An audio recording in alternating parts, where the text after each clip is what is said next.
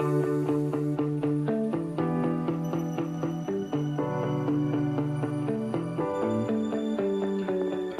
everyone. Welcome to another episode of the Sunny Mary Meadow podcast. I'm your host, Liz Fiedler.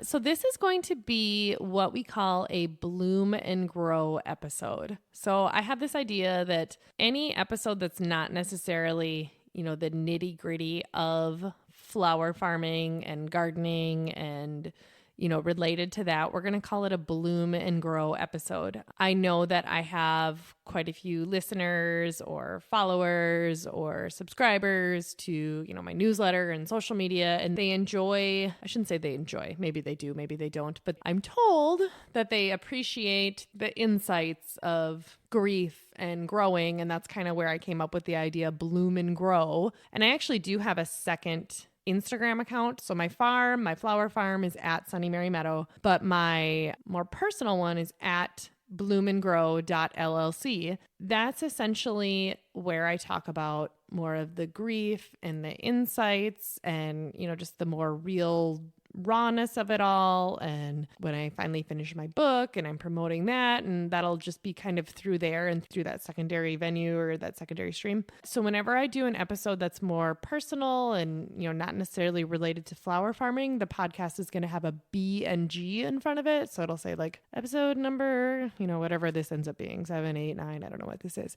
so episode number 7, B and G, how we got our name. So this is a bloom and grow episode. So whenever you see that, if you want to skip over how to grow zinnias, but you like the insights of the grief, or, you're my aunt that's listening and you don't really care about flowers, but you want to hear about this, look for the B and G.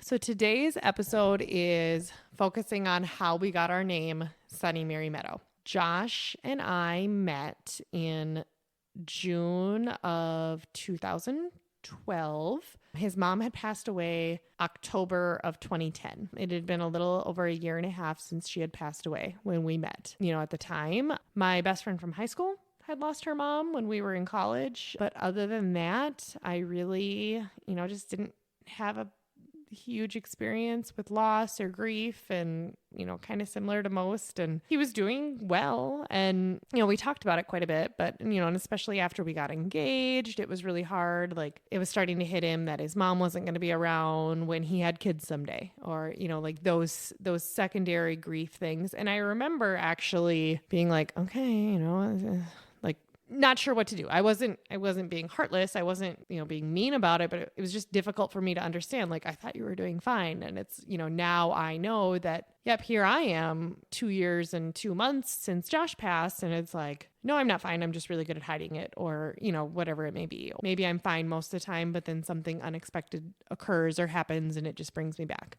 So anyway, we ended up getting married August of 2014. And then a couple months later, his dad was living on the farm and said that he was going to be moving. And essentially the farm was going to be for sale. And if we wanted to buy it, we could, or then if we didn't want to, they would come up with an alternative plan. I'm not going to speak on behalf of what would or wouldn't have happened as far as if it would have got sold to someone else, or if it would have just sat empty, the house would have, whatever. I don't know what would have happened, because it doesn't really matter, because that's not what happened. So we ended up finally moving out in summer of 2016. I did an episode, if you go back to the second episode where I talk about what Sunny Mary Meadow is and what our farm is and kind of my story with Josh, but we were trying to decide, how we were going to use the farm or utilize it. Because it's one thing, to live on a farm, but if you're not really doing anything or using the land, if you're just renting it out, what's the point? Because the fact is, it's expensive to own 40 acres. Taxes are really expensive. Equipment's really expensive. It's like, okay, if we're going to be doing this, we're going to actually do it, because we are not quite in the position to just have a hobby farm. Like, we got to make some income off of this somehow, some way. And it wasn't even just about the money. It's like, if we're going to own this property, I want to be invested in it emotionally, be tied to the land. Otherwise, you're just a landowner. And it's like, it's not really the family farm anymore. And it's like, well, yeah, that's the property we lived on. But if you're not contributing to it or being a caretaker of it or bettering it or conserving it, to us, it just didn't have as much meaning. So we were trying to figure out what to do. And that's where we ended up on flower farming, ended up on the cottage food, ended up on all of that. But we had to come up with a name, and we ended up with Sunny Mary Meadow. And actually, I came up with the name. I'm pretty proud of it. Josh and his mom got really into canning. She loved processing foods, and he was a really good cook, and he loved doing it as well. For 7 years, they worked on a Bloody Mary recipe.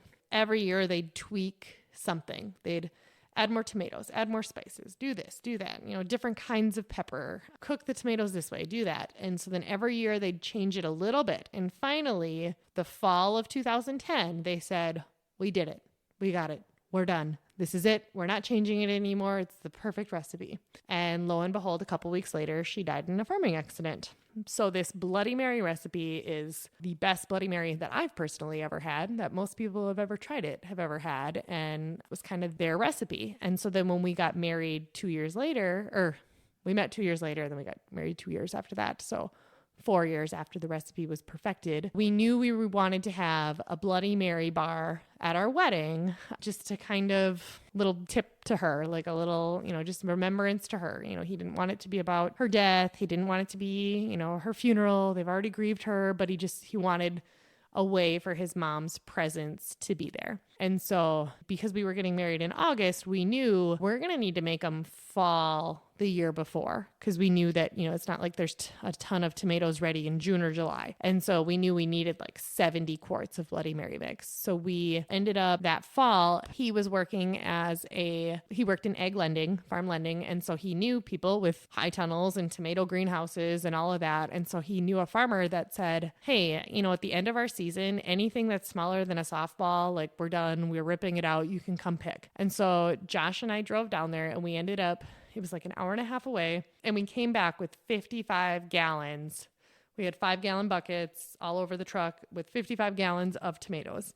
And in one weekend, he and I made 70 quarts of Bloody Mary mix. And that was really tough testament to our relationship. It was really fun, but it was work.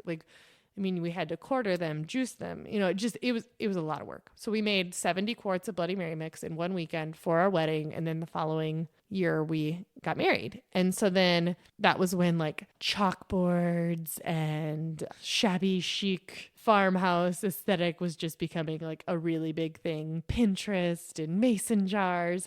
But we canned a lot. So the mason jars, actually, they were legit. It wasn't just a fad that we were doing. It fit. I made a big sign that said Mary's Bloody Marys, and everyone loved them. Everyone enjoyed them. So then we were kind of talking about it. And then the following year, Josh ended up changing the recipe a little bit just for a special batch. And he used yellow tomatoes. And then, he had to be careful about the peppers, because otherwise it turned them this ugly puke orange color. So he just used the juice of some banana peppers and habanero peppers, I think, yellow ones. And he had to, adjust it for heat, and ended up calling it a Sunny Mary. So a Bloody Mary is, obviously a red traditional one, but then he called this the Sunny Mary, and it just fit really well because that was her name. And so then, we were trying to figure out, with the farm, we have this 11 acres of meadow where the neighbor, he rents, or, in the past, it's been cut and he's kept the bales. And actually this year we had someone custom bale it for us, because my fiance Brent and I were hoping to get cattle here again and just have a little feedlot and, have steers ourselves. We kept the bales ourselves, but so we have this 11 acres of meadow. And so, go back to 2016 when we moved here, we're like, what do we name the farm? The farm needs a name. And honestly, I was just going to kind of document farm life, just a little Instagram account. And this was before we really knew what kind of business we were going to have, or it was just kind of a dream. And we came up with the idea. I said we should incorporate something with his mom, because the whole reason we wanted to move here was because, yes, Josh was 5th generation. Our daughter was going to be 6th generation, but it really was where he felt her presence the most. And I think I didn't understand that at the time until he's gone now. And it's yep, I've been to the cemetery maybe twice since he passed away. His headstone is ordered, but it's not even there yet. It's been back ordered with COVID, but I really don't go to the cemetery. I don't feel him there. I don't go, there's just a lot of places that I'm eh. But here on the farm, he's here. The memories are here, and I feel this happy place of him being here. And so I understand now what he meant with his mom. That was why he wanted to raise our daughters here, because they would never know their grandma. And this is how they could get to know her. And so then, we're looking over at the meadow and it's like, something about sunny or the sunshine and it just kind of dawned on us like Sunny Mary Meadow. People spell it wrong all the time. They do Merry, but it's Mary, but it is named after Mary Fiedler. So that's where we got our name, was Sunny Mary Meadow. So it was named in memory of Mary Fiedler, and now it thrives in honor of Josh Fiedler as he passed away in 2020. Never really planned on having an entire business based on the mother-in-law that I never got to meet. But yeah, it's just funny how life works out. And I think that they're having fun watching what becomes of it. But that is the story of how we got our name, Sunny Mary Meadow. Thanks for listening to the Sunny Mary Meadow podcast. I'm your host, Liz. If you like what you're hearing, please subscribe and rate us. You can find us on Instagram, Pinterest, and Facebook at Sunny Mary Meadow. Subscribe to our email newsletter at sunnymarymeadow.com. And if you have questions or comments or anything to say, we would love to hear from you. You can email us at podcast@sunnymarymeadow.com.